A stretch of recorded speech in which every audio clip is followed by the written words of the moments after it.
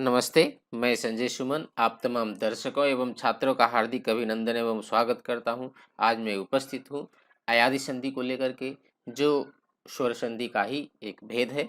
इससे पहले मैंने दीर्घ संधि, गुण संधि, वृद्धि संधि और यंत्र संधि को अपने यूट्यूब चैनल पर पोस्ट किया हूं। यदि आपने नहीं देखा है तो प्लीज़ उसे देखिए।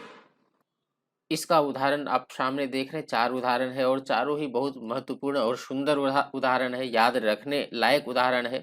ने प्लस अनम नयनम, नय प्लस अकह नायकः, पो प्लस अनः पवनः, पौ प्लस अकह पावकः। इन उदाहरणों का आगे विस्तृत चर्चा करेंगे। उससे पहले आप यहाँ नियम देखें। यहाँ पर पूर्व पद के अंत में अयादि संधि में क्या होता है? ए, ऐ, ओ, औ। और इसके अतिरिक्त अर्थात ये पहला जो परिस्थिति है, इसमें ए के अतिरिक्त कोई भी अन्य स्वर हो, दूसरा स्वर हो, तो ए का परिवर्तन अय में हो जाता है। उदाहरण है ने प्लस अनम नयनम। यहाँ पर ए का अय हो जाता है। यहाँ पर देखिए अय आता है, नय नयनम, तो अय इसमें आता है। दूसरा जो परिस्थिति है ऐ, ऐ के अतिरिक्त ये पूर्व पद के अंत में क्या होगा? तो ऐ होगा, और ऐ के अतिरिक्त कोई भी दूसरा स्वर हो, अन्य स्वर हो, तो ऐ का परिवर्तन आय में हो जाता है। नय प्लस अकह नायकः। इसमें देखिए आय है तो नाय है तो नायकः। और पूर्व पद के अंत में यदि ओ हो और उसके बाद उत्तर पद के प्रारंभ में ओ के अतिरिक्त कोई भी दूसरा स्वर हो, अन्य स्वर हो, तो ओ का परिवर्तन क्या चीज में हो जाता है? तो अव में हो जाता है। पो प्लस अनह पवनः, पवनः अंत में देखिए, इसमें देखिए बीच में अव शब्द आता है, पव, तो अव आता है तो पवनः। और पूर्व पद के अंत में यदि औ हो और औ के अतिरिक्त कोई भी दूसरा स्वर हो, अन्य स्वर हो, तो औ का परिवर्तन आव में हो जाता है। पौ प्लस अकह पावकः। तो इस प्रकार से इन सभी वर्णों का परिवर्तन दूसरे वर्णों में परिवर्तन हो जाता है। ऐसा केवल इससे पहले यन संधि में प्रयोग होता है। तो यन संधि और अयादि संधि दोनों ही एक तरह का उदाहरण है। इसमें आगे थोड़ा इसका उदाहरण पर चर्चा करते हैं। ए का अय में परिवर्तन होता है, कैसे? तो ने प्लस अनम नयनम, ने को हम इस रूप में लिख सकते हैं न हलंत प्लस ए, ये ने होता है। तो ए का परिवर्तन यहाँ पर देखिए, ए का परिवर्तन अय में हुआ।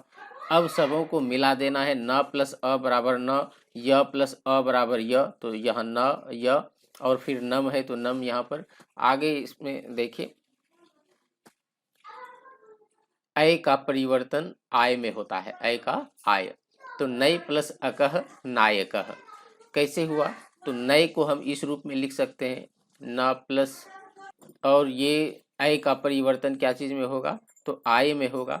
तो ये अब सबको मिला देना है। न प्लस आ बराबर ना, य प्लस अ बराबर य, और कह है तो नायकः।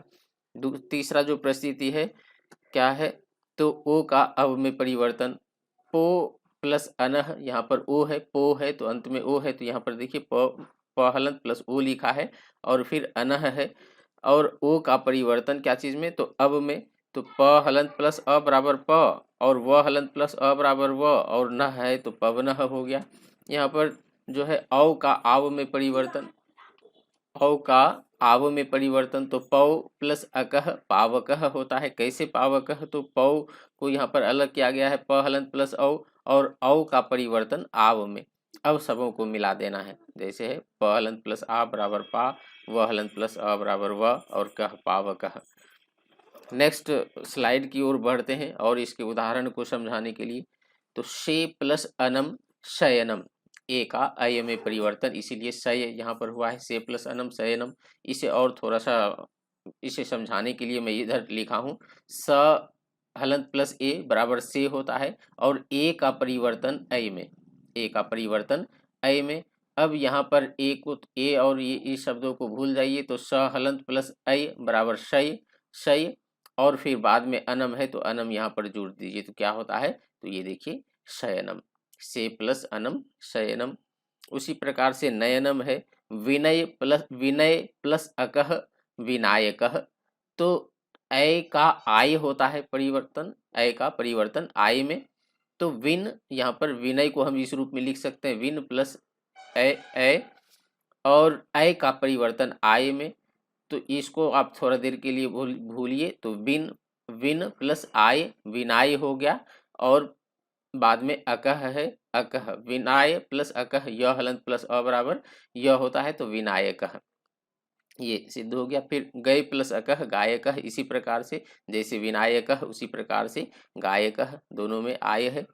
भो प्लस अनम भवनम, तो भो, भ हलंत प्लस ओ, इसको लिख सकते हैं, और ओ का परिवर्तन अब में, तो भ को यहाँ पर मतलब भ हलंत प्लस अब भव हो गया, और बाद में अनम, यहाँ पर अनम लिया, तो भो भव प्लस अनम भवनम, व हलंत प्लस अ। ये बिल्कुल आसान है, आप थोड़ा सा इसको ध्यान देंगे तो अच्छा से समझ में आएगा।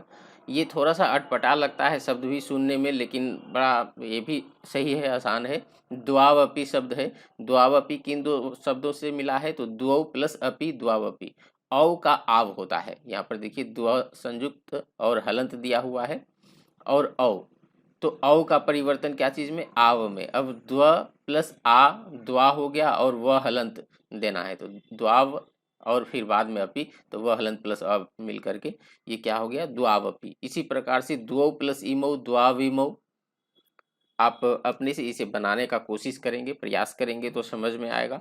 उभौ प्लस अपि उभावपि, तो इस प्रकार से ये अयादि संधि आपको समझ में आया होगा। और उदाहरण जिसका वाक्यों में प्रयोग है, वाक्यों में प्रयोग करने के लिए दिया हुआ है, द्वावेतौ, द्वावेतौ पठतः, तो इसका क्या होगा, वैसे मैं बाद में इसका उत्तर भी लिखा हूँ, तो आप लोग अगर समझे हैं तो अपने से बना लीजिए, बनाते ही चलिए। द्वा प्लस द्वौ प्लस एतौ, द्वावेतौ, तावत्र लिखतः, तौ प्लस अत्र तावत्र लिखतः, यहाँ पर मैं दिया हूँ, आप देखें इसको। पवनम, पो प्लस अनम पवनम, पवनम मंदम मंदम मंदम वहति, पावकः पौ प्लस अकः पावकः, सर्वम दहति, पावकः मतलब अग्नि होता है, सर्वम दहति, दहति मतलब सब कुछ जला देता है। भावुकः न भवितव्यः, भावुक नहीं होना चाहिए, भो प्लस उकः भावुकः। गायकः, गय प्लस अकः गायकः। सायिका, सय प्लस ईका सायिका, यहाँ पर सारा ठीक से दिया हुआ हूँ।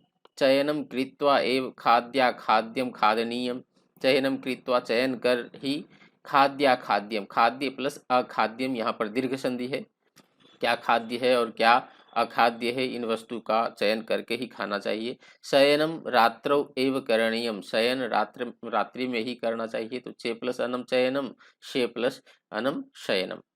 तो इस प्रकार से ये आपका अयादि संधि पूरा हो गया, आपको समझ में आया होगा। आप अपने मित्रों में इसे जरूर शेयर करें। आपने पूरा वीडियो देखा हमारा, इसके लिए आपको बहुत बहुत धन्यवाद। आशा करता हूँ कि आपको पूरी तरह से समझ में भी आया होगा। नमस्ते।